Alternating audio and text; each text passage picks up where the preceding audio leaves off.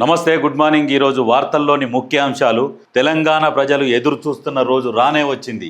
నేటి నుంచి అసెంబ్లీ వర్షాకాల సమావేశాలు. కాళేశ్వరమే ఎజెండా. కాళేశ్వరం ప్రాజెక్టు అవినీతిపై చర్చకు కాంగ్రెస్ వ్యూహం. జస్టిస్ పిసి ఘోష్ కమిషన్ నివేదికతో బీఆర్ఎస్పై దాడికి సన్నద్ధం. అసెంబ్లీలో చర్చ ద్వారా విషయాన్ని ప్రజల్లోకి తీసుకెళ్లే ప్రయత్నం. కమిషన్ విచారణపై పీపీటీకి ఛాన్స్ ఇవ్వాలంటున్న బీఆర్ఎస్. పీపీటీ ఏంది దాని గురించి అందరికీ తెలిసిన విషయమే. ఇంకా పీపీటీకి ఛాన్స్ ఎందుకు? ఇంకా సిబిఐ విచారణకు డిమాండ్ చేయనున్న బీజేపీ. సిబిఐ విచారణ కాదు, ఆల్రెడీ బీజేపీ దగ్గర ఫార్ములా ఈ కార్ రేస్ ఉన్నది అండ్ గొర్రెల స్కామ్ ఉన్నది. ఫస్ట్ వాటి మీద చర్యలు తీసుకొని మళ్ళీ ఇది సిబిఐకి అప్పగించమని కోరండి.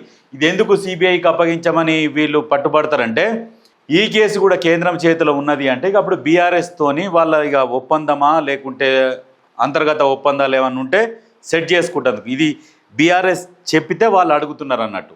సిబిఐకి ఇచ్చేయమని చెప్పేసి మీరు ప్రెజర్ చేయండి అని చెప్పేసి బీఆర్ఎస్ ఆడుతున్న నాటకం బీజేపీతోని ఆడిస్తున్నది అన్నట్టు. సిబిఐకి ఇస్తే ఏంటంటే ఇక్కడ ఇక రాష్ట్రం కూడా ఎలాంటి కేసులు పెట్టదు, ఇక కేంద్రం ఉంటుంది, కేంద్రంతో మాట్లాడుకోవచ్చులే ప్రశాంతంగాని. ఇది బీఆర్ఎస్ ఆడిస్తున్న నాటకం. బీఆర్ఎస్ బీజేపీ ఇద్దరు కలిసి ఆడుతున్న నాటకం. ఈ సమావేశాల్లో అసెంబ్లీ డిప్యూటీ స్పీకర్ ఎన్నిక. 4 రోజుల పాటు సమావేశాలు జరిగే అవకాశం. ఖచ్చితంగా కాళేశ్వరం మీద చర్చ జరగాలి. ఇది ఎక్కడ కూడా సిబిఐకి ఇవ్వకుండా చర్చల తర్వాత ఎలాంటి చర్యలు తీసుకోవాలనేది అందరూ ఆలోచించి ఖచ్చితంగా దీని మీద చర్యలు తీసుకోవాలి. ఎందుకంటే ప్రజలు కూడా ఎదురు చూస్తున్నారు. ఇంతవరకు ఏ చర్య తీసుకోలేదు అనేది ఎదురు చూస్తున్నారు. వాళ్ళ మీద చర్యలు ఎప్పుడు తీసుకుంటారా అని ఒక్కొక్కరు 1000 కళ్ళతో ఎదురు చూస్తున్నారు. కాళేశ్వరం నివేదికపై మళ్ళీ హైకోర్టుకు మధ్యంతర అప్లికేషన్ దాఖలు చేసే యోచనలో బీఆర్ఎస్. అసెంబ్లీలో కాళేశ్వరంపై చర్చకు కేసీఆర్ హాజరుపై సందిగ్ధం. కేసీఆర్ హాజరు కాడు. ఆయనకు పొద్దునే బాత్రూమ్ అన్న పెట్టవచ్చు, లేకుంటే జ్వరం అన్న రావచ్చు, దగ్గన రావచ్చు, అస్వస్థతకు గురైండి అని చెప్పేసి కూడా రకరకాలు చేస్తారు. రాడు. వస్తే అందరు కలిసి కేసీఆర్ మీద కాకులు ఎగబడ్డట్టు ఎగబడతారు. బీఆర్ఎస్ వాళ్ళు ఎగబడతారు. ఇంకా కొత్తోళ్ళేందుకు అన్నకెళ్ళి ఇళ్ళకి వచ్చిన వాళ్ళు వాళ్ళే నిలదీస్తారు. నీ వల్ల సర్వనాశనమైంది రాష్ట్రం అని. అక్కడ ఎక్కడ ఇజ్జత్ పోతుందో అన్న భయానికి వస్తలేడు ఆయన. ఇంకా అందులో ఇంకొకటి ఏంటంటే కేటీఆర్ అసలు రానిస్తలేడు.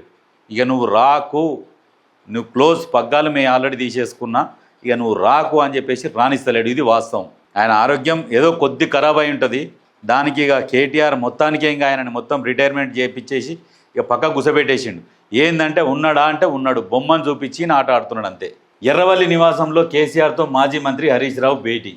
ఈ భేటీ లేదు, గీటీ లేదు. ఇగో ఈ భేటీ అంట, గీళ్ళేమో ఇగో ఈ ఫోటో వేసిర్రు. ఇది ఎప్పటి ఫోటో ఇది? ఈయన ఫస్ట్ టైం ముఖ్యమంత్రి అయినప్పుడు. ఈ హెయిర్ స్టైల్ చూస్తే తెలుస్తుంది.